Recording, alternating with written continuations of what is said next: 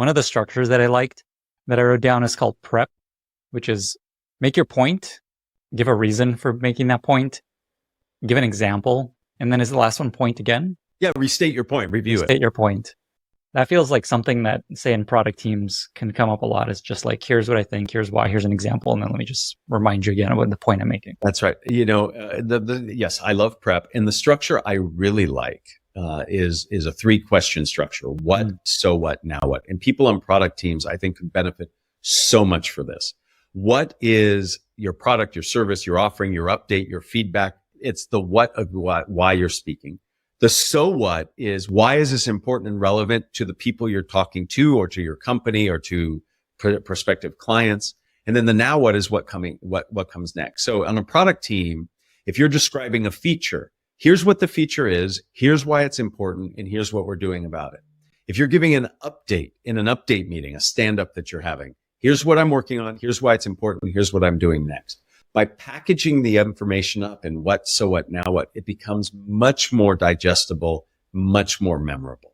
Just like prep. Prep works really well for a point you're making. What, so what, now what works really well for a broader presentation, update, feedback session that you're giving. Improvisation is another way to get comfortable with these skills. When people hear improv, they think, I got to be funny and it's about performing, and it's not. Improv is really just about being more comfortable, being present, and really focusing on collaborating with others.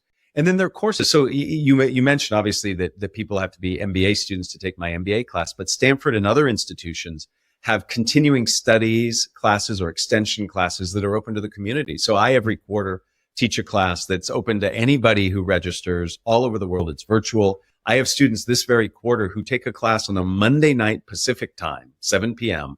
I've got somebody in Egypt. I have somebody in China. You know, so there are ways to take advantage of things happening at universities without being an enrolled student. So it's a big part of that method. Also, I did it for a long time, and all I did was I was the counter or the timer. Like, you can do it without having to give any talks for as long as you want. It's like very cheap, and they're everywhere. There's like a local chapter wherever you are. Absolutely. And many companies sponsor their own Toastmasters groups. Yeah. So that's great. Yeah. And they are very good at easing people into it. You're not forced to do any. And the same is with improv. A good improv teacher never forces anybody to do anything. Great. And we've already talked about one mechanism, one structure for feedback. It's what, so what, now what. So imagine, Lenny, you and I come out of a meeting and you say, hey, Matt, how'd that go?